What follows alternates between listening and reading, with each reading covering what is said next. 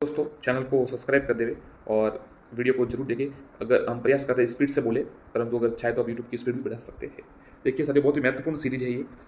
6 से 12 तक राजस्थान के संबंध में जितने भी वन लाइनर बन रहे हैं किताबों से, और आपको पता है आरबीएससी की बुक से ही, एनसीईआरटी बुक से ही प्रश्न आ रहे हैं सभी परीक्षाओं में, तो आप इसके लिए तैयारी कर सकते हैं।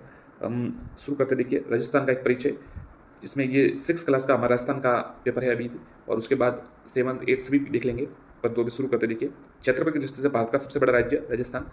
भारत के कुल क्षेत्रफल का 10.41%, भारत के कुल क्षेत्रफल का 10.41% है।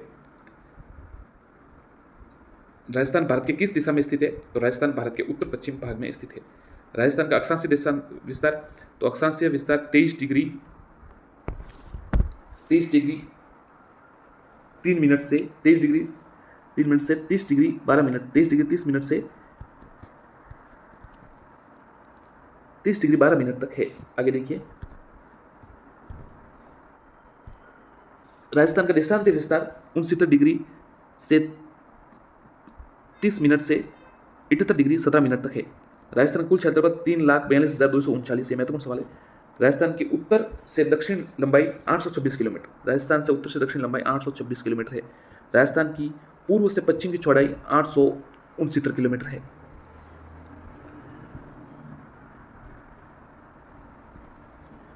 राजस्थान के जिलों की संख्या 33 है। राजस्थान का क्षेत्रफल की दृष्टि से सबसे बड़ा जिला जैसलमेर है। राजस्थान का क्षेत्रफल की दृष्टि से सबसे छोटा जिला धौलपुर है। राजस्थान का सबसे पहले सूर्योदय धौलपुर में होता है। जयपुर संभाग के जिले जयपुर, दौसा, सीकर, अलवर और झुंझुनू। जयपुर, दौसा, सीकर, अलवर और झुंझुनू। आप इसको याद करें, जयपुर, दौसा, सीकर, अलवर और झुंझुनू। जोधपुर संभाग के जिले जो जोधपुर, पाली, जालोर, सिरोही, बाड़मेर व जैसलमेर। जोधपुर, पाली, जालोर, सिरोही, बाड़मेर और जैसलमेर, ये 6 जिले हैं। बीकानेर संभाग के बीकानेर, चूरू, गंगानगर और हनुमानगढ़। बीकानेर, चूरू, गंगानगर और हनुमानगढ़। अजमेर संभाग के जिले अजमेर, भीलवाड़ा, टोंक और नागौर। अजमेर संभाग के 4 जिले हैं, अजमेर, भीलवाड़ा, टोंक और नागौर। कोटा संभाग के लिए कोटा, बूंदी, बारां और झालावाड़। कोटा, बूंदी, बारां और झालावाड़। उदयपुर संभाग के उदयपुर, राजसमंद, चित्तौड़, बांसवाड़ा, डूंगरपुर और प्रतापगढ़, ये 6 जिले हैं। माफ कीजिएगा, हाँ 6 जिले, उदयपुर, राजसमंद, चित्तौड़गढ़, बांसवाड़ा, डूंगरपुर, प्रताप। भरतपुर संभाग के जिले भरतपुर, धौलपुर, करौली, सवाई माधोपुर। भरतपुर, धौलपुर, करौली और सवाई माधोपुर, ये 4 जिले इसमें है। राजस्थान की सीमा कितने राज्यों से बनती है? तो राजस्थान की सीमा 5 राज्यों से बनती है। आप देख सकते हैं पंजाब, हरियाणा, मध्य प्रदेश, उत्तर प्रदेश और गुजरात, इन 5 राज्यों से राजस्थान की सीमा बनती है। राज्य की कुल स्थानीय सीमा 5,920 किलोमीटर है। राजस्थान की सबसे लंबी सीमा किस? तो मध्य प्रदेश से राजस्थान की सबसे लंबी सीमा बनती है। राजस्थान की सबसे छोटी सीमा पंजाब से बनती है। राजस्थान की सीमा किस देश के साथ लगती है? तो सबसे देखिए, राजस्थान की सीमा पाकिस्तान के साथ लगती है 1070 किलोमीटर की। भारत और पाकिस्तान की सीमा किस नाम? तो रेड क्लिप नाम से। देखिए भारत और पाकिस्तान की जो सीमा है उसे रेड क्लिप, भारत और अफगानिस्तान के उससे डूरंड, भारत और चीन मैकमोहन रेखा, और भारत और श्रीलंका पाक जल संधि के नाम से जाना जाता है।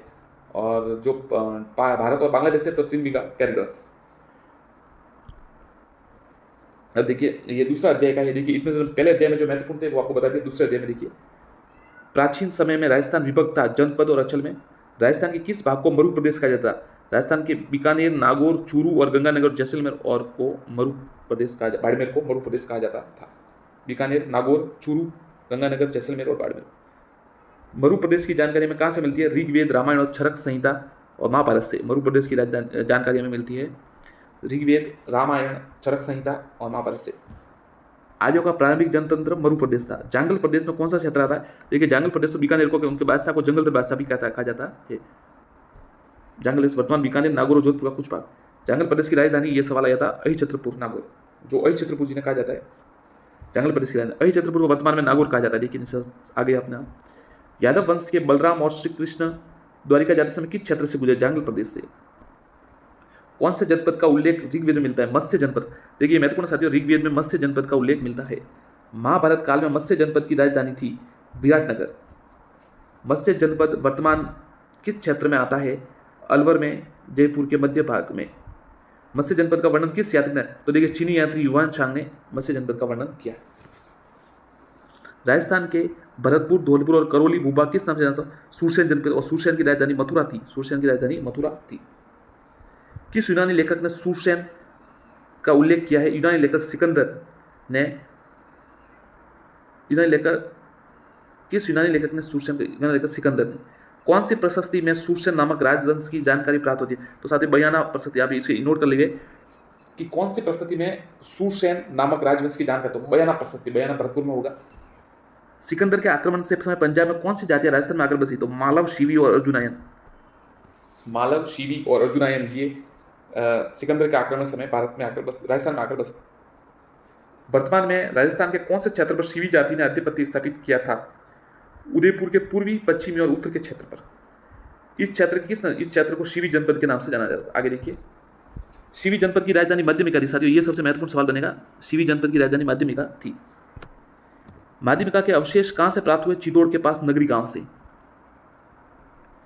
चित्तौड़ के क्षेत्र को अन्य किस नाम से जाना जाता था? मेदपाट और प्रागपाट। मेदपाट और प्रागपाट के नाम से जाना जाता था।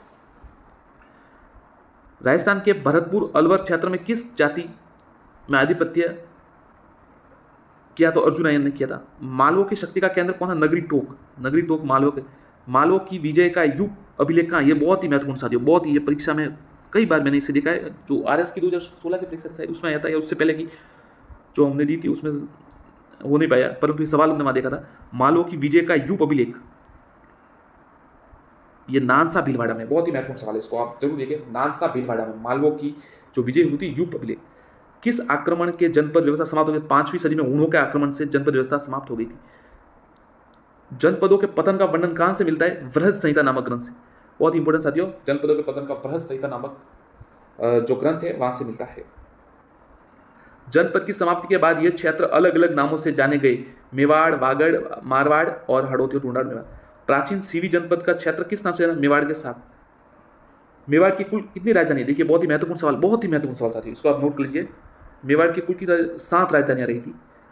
इसको आप नोट कीजिए। नागदा, देखिए, एक तो 2-3 तो महत्वपूर्ण है, याद ही है, परंतु दूसरी भी देखिए। एक तो नागदा, आहड़, कल्याणपुर, चित्तौड़, कुंभलगढ़, छावंड और उदयपुर। उदयपुर देखिए अब जैसे वापस कुछ समय पहले बनी, फिर छावंड महाराणा प्रताप के समय, और कुंभलगढ़ पहले, और चित्तौड़, कल्याणपुर, आहड़ और नागदा, ये 7 महत्वपूर्ण आप याद कीजिए। नागदा, आहड़, कल्याणपुर, चित्तौड़, कुंभलगढ़, छावंड और उदयपुर।